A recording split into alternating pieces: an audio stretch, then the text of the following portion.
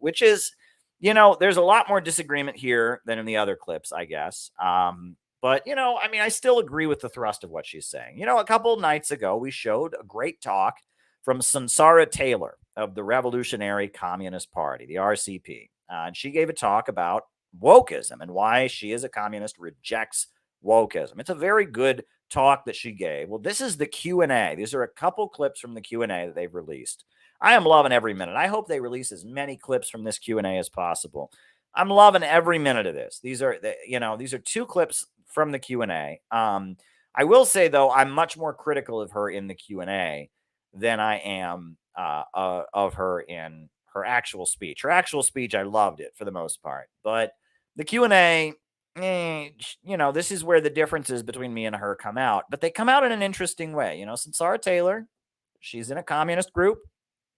She believes that, she's struggling to bring down U.S. imperialism, create a socialist society. But she is very much seeing the anti-Trump movement and the struggle against Donald Trump and against white supremacy and all of this. That is where she wants to embed herself. And so in this clip, you'll kind of see the weaknesses of Sunsara, but these are really good exchanges. I'm really, really glad these exchanges happen because these exchanges really kind of, I don't know, these are good exchanges. This is real debate, right? Often a lot of the material we see from American communist groups is very, very, very shallow, right? But this is some real debate here. And honestly, I think Sunsara's talk was very, very good. The Q&A highlights more differences between us, but you'll just have to watch. Here we go. Hey, I didn't come here with an agenda. I'm just a little bit disappointed with a couple of things, and I want to address it super calmly. I think you build a foundation of your speech on working against identity politics, yet I think so conveniently, and it was kind of ignorant, that all of your examples of oppression or people going through struggle were all from the black community. So if you could so conveniently use one specific ethnicity to kind of propagate your ideals, is that not identity politics in itself? That's my first question. My second question is, you spoke about how, the upward... Well, and when she responds to that, she says, well, look, I've talked about the oppression of different groups. But he's pointing to something real, which is the RCP in particular, and a lot of Maoist communist groups from the 1970s. It's almost like they've forgotten about the labor movement.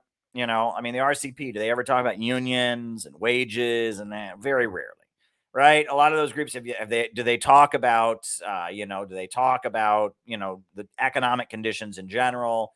No, they talk about the state, the government, police brutality, oppressing black people, that America is evil because it's racist.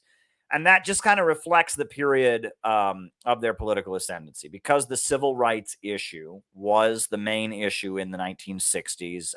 And because the Black Panthers were the big communist group that they looked to for inspiration, a lot of the kind of Maoist groups from the 70s, and especially the RCP, if you look at them, you listen to Bob Avakian's big talks. It starts out with lynching was bad, which it was, obviously. There, it's police brutality is bad, and from there, America is an evil country because of racism, and we need a communist revolution.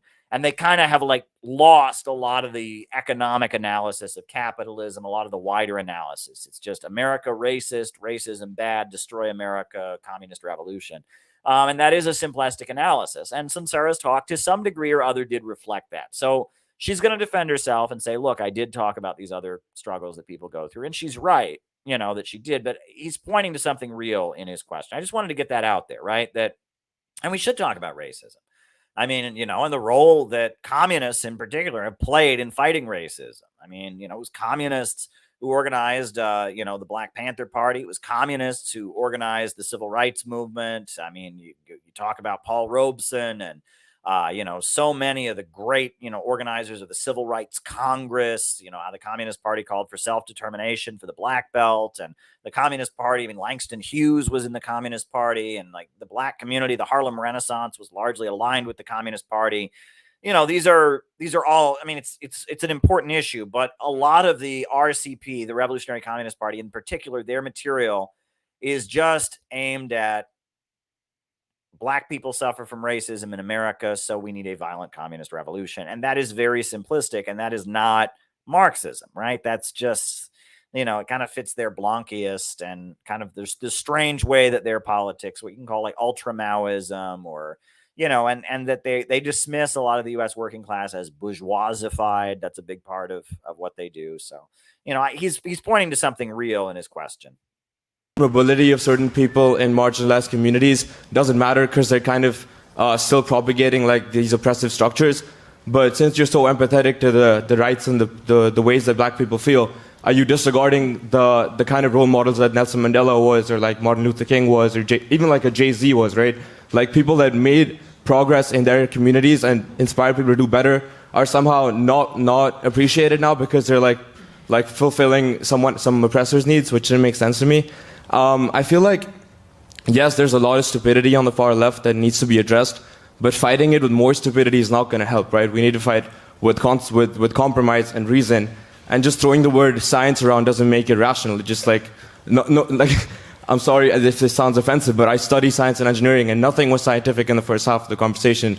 All right, now what he's getting at here, and again, she's going to reply to him, right? And she's going to get very fired up when she replies to him. But what he's referring to here is if you're not a Marxist, okay, in Marxist literature, in Marxist rhetoric, the word science is kind of abused, right? And many people have pointed this out, right? We always say with our scientific Marxism, with the scientific, utopian, socialism, utopian and scientific, with our great science of dialectical and historical material, and that because, and this was, many people have pointed this out, right? That Karl Marx labeled his teachings scientific because he was saying it in the 1800s, when to be scientific was that meant you were new and exciting. You weren't religious. You weren't traditional. You were modern. You were electrical, you were scientific, and that was like a buzz phrase, right? But did Karl Marx go out and do experiments to discover his theories? Not really. He did collect data from the British Museum. He did observe the economy and the way it functioned and all of that. But was Karl Marx out there, did he have control group A of proletarians and control group B of proletarians? Did he, have a hypothesis that he then falsified? I mean, it's a very broad use of the word science, but it's something that if you're not a communist, if you're not in the Marxist leftist circles, you wouldn't understand it. I've had a lot of people come up to me, why is everyone talking about how scientific we are? And, and that's a good point, right? It's a good point. It is a rhetorical, it's an aspect of Marxist rhetoric that if you just are around Marxists long enough, you just forget that it's there. But to other people, it sounds pretty goddamn weird that we're always like, we are scientific. We do everything with our Marxist science. And, and to be honest, nowadays, it's important to think about using that kind of rhetoric because of the fact that nowadays the ruling class insists that, you don't want to degrow. Well, the science says it's scientific. We have to have degrowth because of climate change. Are you against the science? Are you questioning big pharma because the science says, the science says, and that now the class enemy is bombarding working people with science. The science says, are you against the science? And so a lot of working people, when they hear people walking around going, we are scientific, we have scientific Marxism with our scientific and dialectical, a lot of working people are put off by that kind of rhetoric because now the class enemy is using that appeal, right? And that while obviously objective reality does exist, and why obviously we don't deny the scientific method, nowadays there is a lot of scientific bullshit. There is a lot of, the ruling class commissioning certain studies to say what they want to say. That's true, right? And that certain ideas getting suppressed because they just can't get the funding to say what is not convenient for the big corporations. These things happen. There's many examples of that. And many people in the history of science will show you examples of how science has been corrupted in the past, racial pseudoscience, right? For a long time, it was a huge industry. Many people wanted to hear racism. And so a lot of scientists went around finding proof that white people were superior. Well, it was bullshit. It's been debunked. but it was what there was a reward for hearing, and that science can sometimes have a bias, right? Science, and that people that have an agenda can invoke science, and that seems to be the rallying cry of the ruling class right now, right? I mean, I remember during the pandemic, outside the office of Pfizer in New York, they had a big sign: "Science will win. Science will win."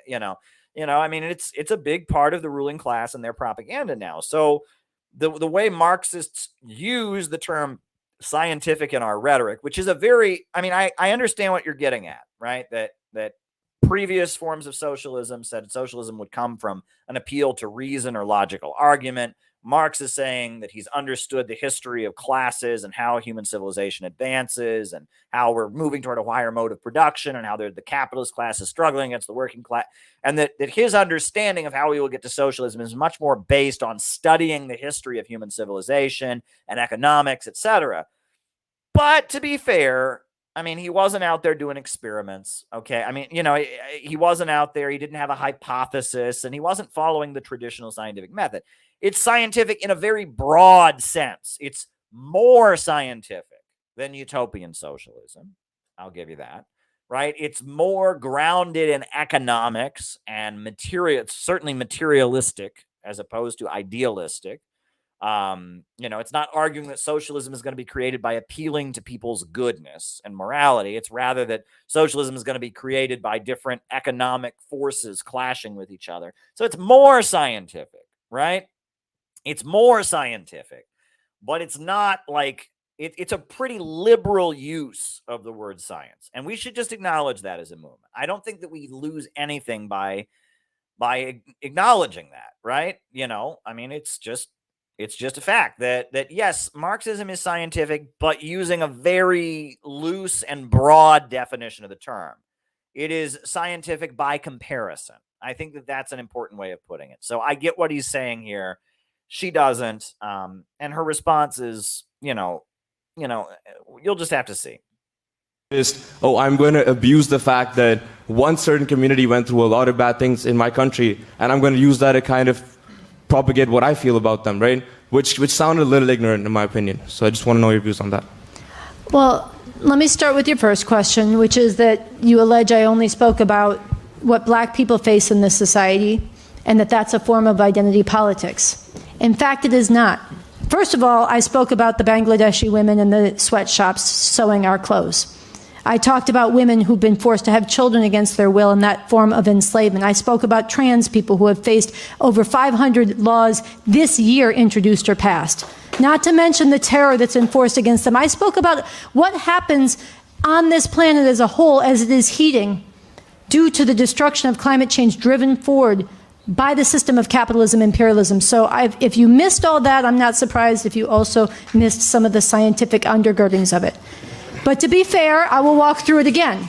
Right. And that, I mean, she did in her talk, she did talk about all those things, but he in an inarticulate and kind of inaccurate way, he is pointing to the fact that the RCP, their rhetoric can be race reductive, I guess. That again, especially if you're a Marxist, they're not talking about the problem of the tendency of the falling rate of profit, the problem of overproduction. They're not talking about the built-in problems of capitalism. All they're talking about is, black people are oppressed, America's a racist country, so we ought to have a revolution, right? It's a very simplistic understanding. So there we go. I speak about black people in a very pronounced way when we come to revolution, because the exploitation, the enslavement, the dehumanization and the degradation that's been inflicted on black people is foundational to this society and this system. And that is scientifically a fact. It's evidence-based. The wealth of this country. I mean, it's based on actual events that have actually happened. But you ain't doing experiments, okay? It's not, control group A versus control group B. I mean, it's based on factual occurrences, actual conditions people live under. But, again, he's got a point, in that it's not biology, okay? The territorial reach of this country, the military strength of this country got its roots in American slavery. the chattel slavery of black people. And then on that foundation, the ideology of white supremacy, of black inferiority. Okay, hold up. Hold up. You know, again, this is like she gave a speech against wokeism, but now she's used like Marxists don't go around talking about the ideology of white supremacy, right? The racism of US society is rooted in the capitalist system. It's rooted in colonialism. It's rooted in the origins of capitalism with primitive accumulation. It's rooted in imperialism, the highest stage of capitalism. It's rooted in the national oppression of black people as a colonized people within US borders, an oppressed nationality. But when you talk about the ideology of white supremacy, an ideology is something you teach, right? I mean, an ideology is like, you know, communism or fascism or Christianity or Islam or something. And it's like the ideology of white supremacy. Most people in the United States that she would call racist don't consider themselves to be adherents of some ideology of white supremacy. And this is the woke stuff, right? It's this philosophy. There are good people and there are bad people, and the bad people are white supremacists. They believe in an ideology of white supremacism, but I believe in an ideology of proletarian LGBT feminism. You know, and it's just like there's no ideology. I mean, there are ideological racists, but they are a minority. Most people that she would refer to as racist are people that have prejudices or don't acknowledge the oppression that black people face, are in denial about the hardships, and, you know, dismiss things like police brutality, dismiss things like discrimination. But, you know, the way she's talking now, this is all wokeism, right? This is all wokeism, right? The ideology of white supremacy. There's no, I mean, it's like, what is an ideology? Anyway, let her continue. Superiority was propagated. It was made a bedrock of one of the glues of this society, and it has been woven into this society ever since. The forms of oppression have changed. Yes, she's right about racism being built into U.S. society. She's absolutely right about that, but it's not an ideology. It's rooted in the economic foundations. It took a civil war to end slavery, but then what happened? After not even 10 years of Reconstruction, where black people were brought into some rights within this country, that was betrayed. The troops were pulled out, and black people were re-enslaved in new conditions, slavery by another name, sharecropping for generations, serf-like conditions enforced through terror, lynch mob terror and violence. Yes, all these things happened, and they did factually happen. They did happen regardless of anyone's perceptions. They are objective facts, so it's scientific in that sense, but it ain't biology. And the troops were pulled out to go and finish off the extermination of the native peoples. Okay?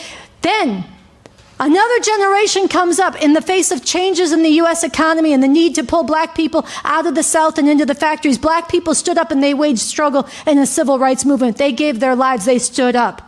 White people stood with them. They went down from the North and stood with them. This upended Jim Crow. It was heroic that many did just unbelievably brave things.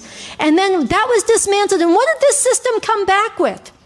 A new Jim Crow of mass and... Okay, I get it. She's getting fired up. She's getting shrill, but I'm still not hearing the experiment. Like, again, she needs to put herself in his shoes.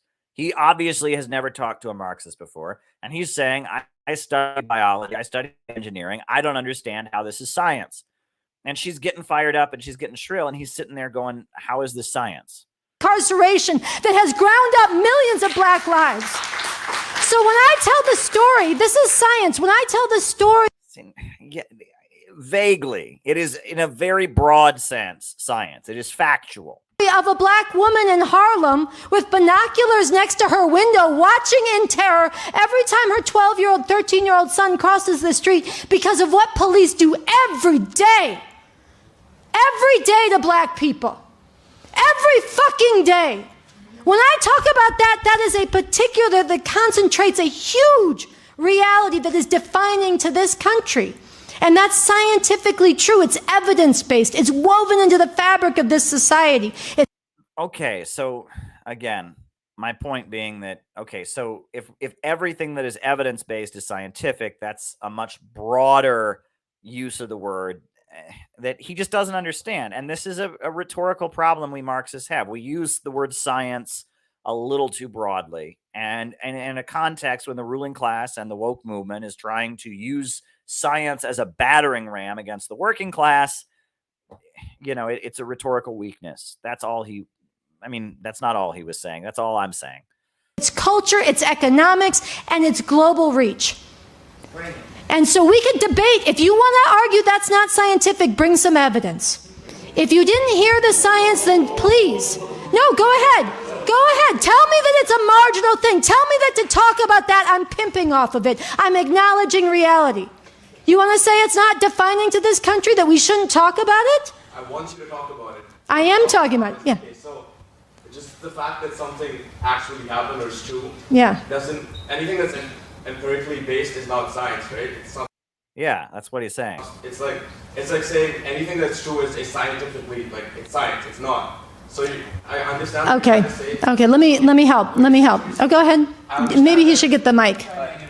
I understand that your point is I want to be building arguments based on reason and rationale. Here, take the mic just so it gets. I understand that your point is I want to be building arguments on reason and rationale, but that doesn't mean that it's scientific, and that doesn't mean that it's false or wrong. Okay. I'm saying that the validity of your argument doesn't increase by throwing the word science out. Okay, so I would argue that science actually can be applied to all of reality, not just narrowly in engineering or in the that's not what he said. Natural sciences. No, this is important. What you're raising is widely felt, it's widely believed, it's widely taught, I'm sure, on this campus, that you can apply science to medicine, to nature, to the natural world. There's the hard sciences, but when you get to social reality, it's just opinions, it's experience, whatever. No. That's not what he said. That is not what he said. No.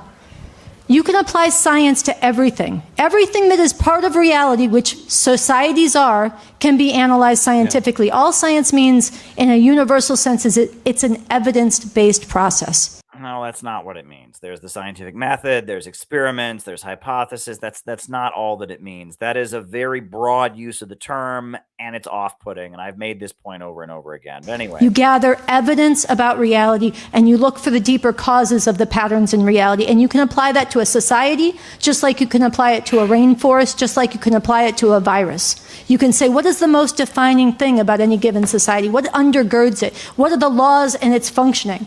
And a scientific analysis of this society says the most defining thing about this country is it's a capitalist, imperialist mode of production. That all of our needs are met through exploitation and people laboring in conditions all over the world to get the food we need, the clothes we wear, the pens we use, the microphones. All of this is created through global networks of production. And that all of our cultures, all of our ways of living, all of our ways of relating. Now, this is actual Marxism, what she's saying now. Grow out of and have to reflect and more or less correspond to that. Yeah, that's actual Marxism, what she just said. Economics and all of that, right? It's not just America's racist, so we need a violent revolution. She's actually espousing like real Marxism there about the economic foundations, etc. And so when we live in a society where the exploitation and oppression of black people has been woven into that mode of production all the way down to today, it leads to the culture and the society and the kind of police terror that we have today. That's applying science to a social contradiction. And so that's one example. There was other questions. Yeah, but she needs to think, again, this is the weakness of when you kind of live in a bubble as a Marxist, right? That you don't understand that to outsiders, the way we use the word scientific is off-putting. It's weird. It's just weird, it's just weird. So I'm going to show another clip from her Q&A. So here we go. So we want to show just one more portion from the Q&A with you tonight, which really brought alive the stakes of the current moment. Yes, I appreciate the meeting today. My question is, Speaker, considering the current living conditions many Americans endure and the disregard by the current Biden administration, such as inflation, housing, gas, and food, all while... Oh, look at this, by the way. All his friends are filming him. You know what I mean? Like, it's like that guy's filming him, and that guy's filming him, and that guy's filming him. It's like, oh my God, our buddy is on the microphone. This is so badass. I am gonna, I can't resist, right? I know what this guy's gonna say, but like, it's like all of his college-aged bro buddies are there filming him because this is so badass. It's gonna get on YouTube. Oh my God. Oh my God. Sending $80 billion to fund a war 5,000 miles away that brings us closer to nuclear annihilation. And with the backing of figures like Bernie Sanders and Republican neocons like Lindsey Graham, Mike Pompeo, and Ron DeSantis, shouldn't the American people seriously consider seeking a 2024 election candidate who breaks free from the conventional Democrat and Republican status quo? After all, we need to stop nuclear escalation, give power to a movement by and for the working American people and who are against the elites, a movement so vocal against the ruling class that they are enemy public number one for the CIA and FBI. What if I told you that this movement, this revolution, is the MAGA movement? I would tell you that you're very wrong. Well, how's he wrong? I mean, how's he wrong there? I mean, the FBI clearly meddled in the elections to get Biden elected. They are rigging social media to shut down pro-Trump speech. Biden is creating a low-wage police state. They just rounded up the Uhuru movement. They're facing 10 years in prison for being allegedly Russian agents because of their anti-war activism. How's he wrong there? I mean, I'm not saying Donald Trump, Donald Trump as a president certainly wasn't playing an anti-imperialist role. His presidency was pretty awful, but it seems pretty clear that the apparatus of imperialism is largely polarized against the MAGA people. The FBI is shutting them down. Facebook and Twitter is being rigged against them and trying to shut them down. The mainstream media is against them. They are positioning themselves in opposition to the U.S. escalation against China, and against Russia. I mean, he's got a point. Unless you live in communist woke land. Look, you can list, I'll tell you, you can list 1,001 things wrong with Biden. I mean, 1996 crime bill that is part of the mass incarceration. The fact that he is taking us and playing nuclear brinksmanship with Russia in Ukraine and moving.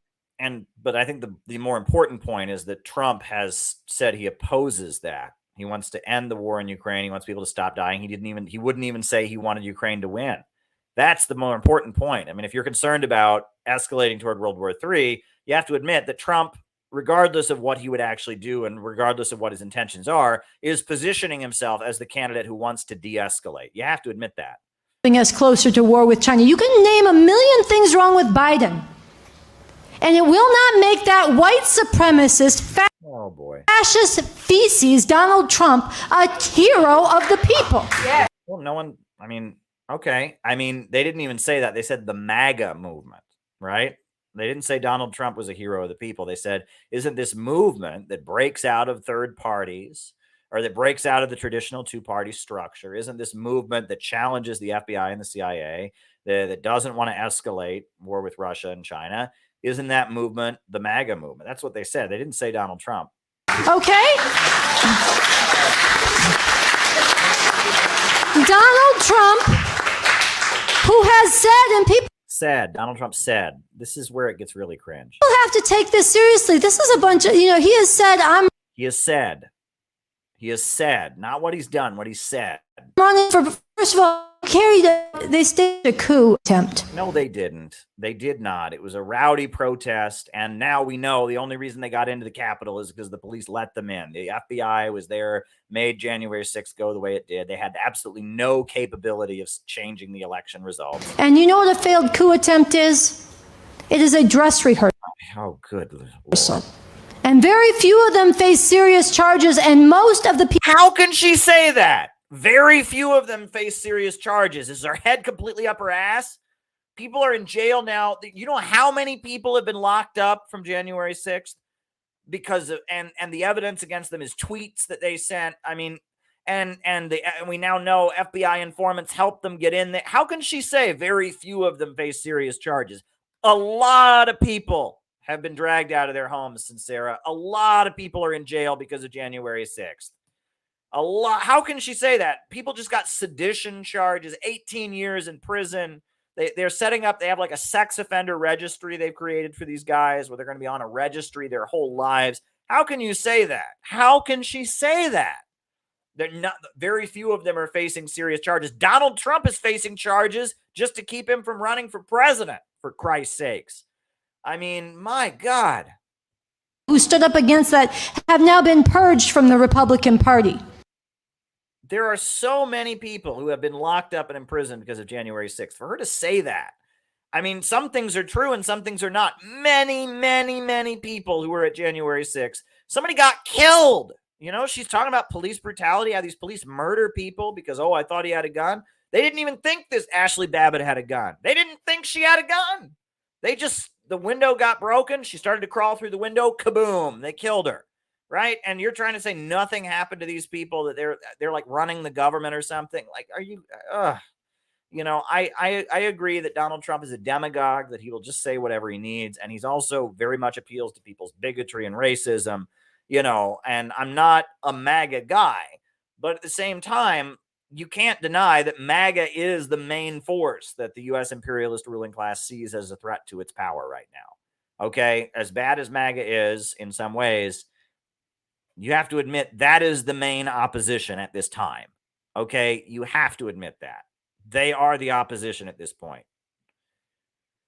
And when Donald Trump was at CNN town hall, he said, I will be your retribution. I'm coming back. I will be your retribution. Okay, so far we've heard that Donald Trump said a lot of bad things. I don't give a fuck what he said. Joe Biden said a lot of things too, but that doesn't look what he's doing. In 2024, he again refused to accept an election he loses, and he has a social base. Yeah, and RCP were going around saying that Bush, you know, had stolen the 2000 election. You know, I mean, people question election results all the time. Is even more armed to the teeth, even more fanatical, even more ready to use violence to purge America of those they deem less than human. Donald Trump once again upheld ripping children from their parents' arms and caging them. And Biden's actually doing that. Again, you know, Biden, you know, there were cages at the border under Obama.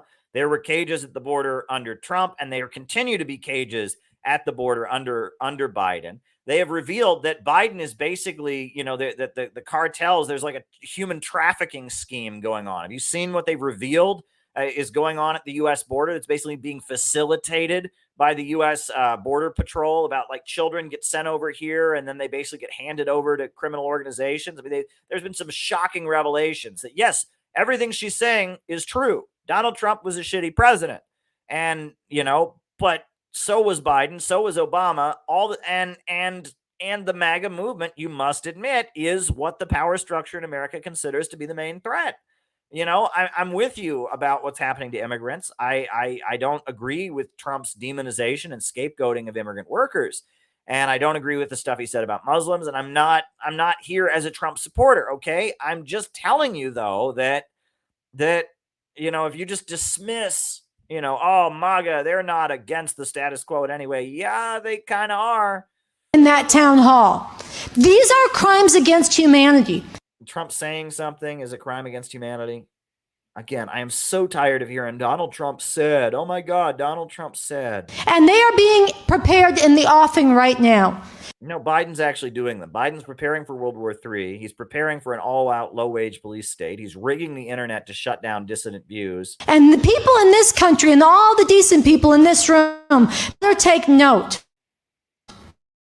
All the decent people in this room. So everyone in the room that disagrees with her about Trump is not a decent person. I say we need to make a choice because radical change is coming one way or the other. I'm not challenging you to step into the revolution as a lifestyle choice, as a timeless thing. Get into this because this is our thing. We need to build it up. We are moving in a very dangerous direction that this man just spoke about. MAGA, the guy who said he wanted to take the troops and shoot protesters during Black Lives Matter. MAGA.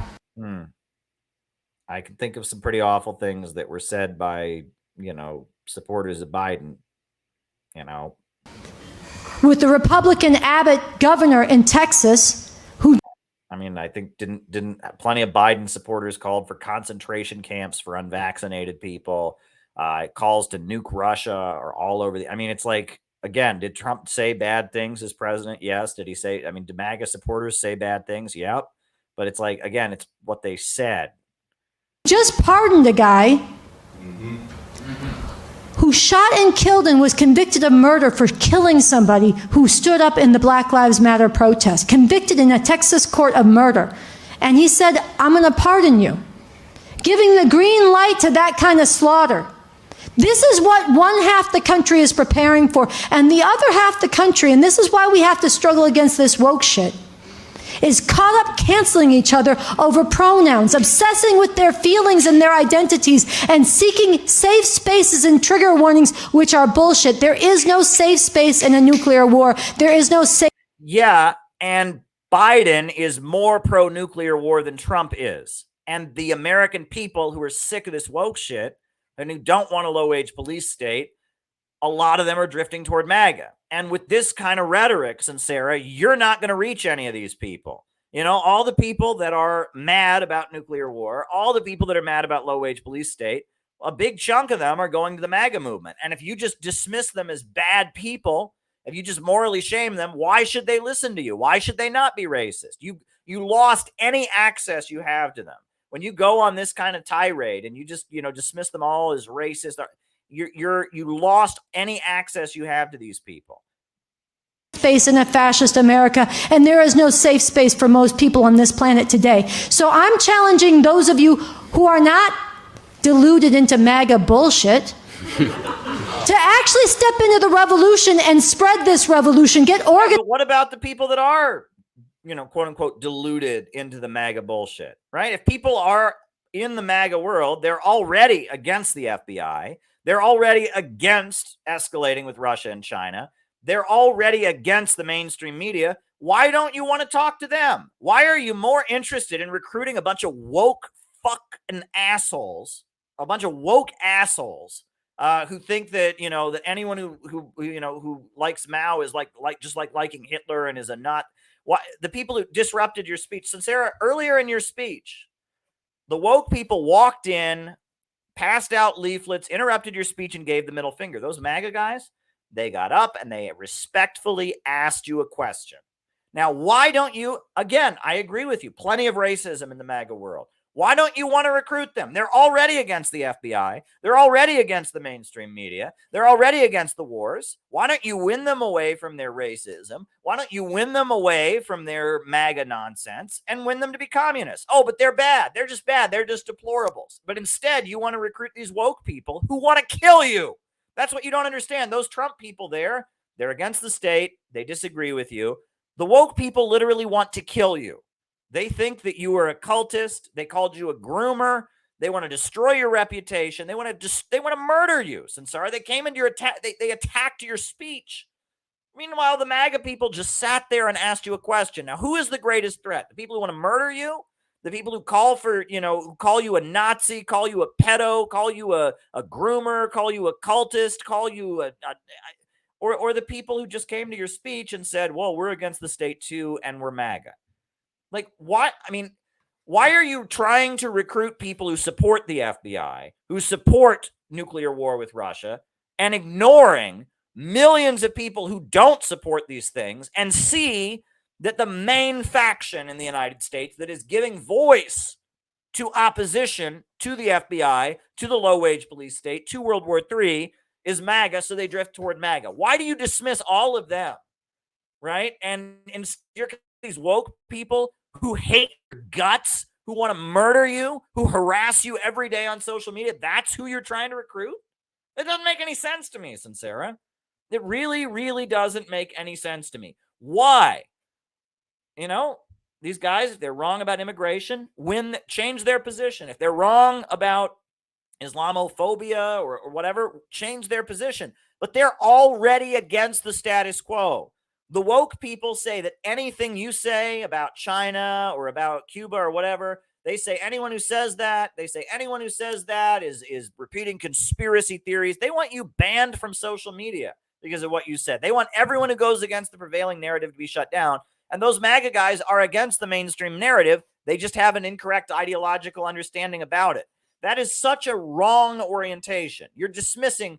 There's millions of people who are against the FBI, millions of people that are against the low-wage police state, millions of people that are against World War III. You don't want to talk to them. Meanwhile, you do want to talk, and you insist on talking to people that are in support of the FBI, are in support of mainstream media, and want to silence anyone who's critical of it as conspiracy theory. People who believe every amount of propaganda against Russia and China and Cuba and Venezuela and Iran. That's who you want to talk to. What is wrong with you? What in the world is wrong with you? With this now, while we still have a chance, while we have an opportunity to wrench this in a different direction, I'm putting that challenge. Yeah, the people who want to take away your chance are the woke people. They're the ones that want to ban you from social media. They're the ones that want to outlaw conspiracy theories. You think Mao was a good guy, Sunsara? Mainstream media says that makes you a conspiracy theorist, a genocide denier. They want to ban you from being able to say that. The MAGA guys don't. Very much to all of you who are still sorting out your thinking to sign up tonight, to get organized with us, to get into this We Are the RevCon statement, to spread it, to join the Revolution Club, to join this tour and help spread this tour, because we have to wake up so many others in this country who are sleeping through this right now. So there you go. That was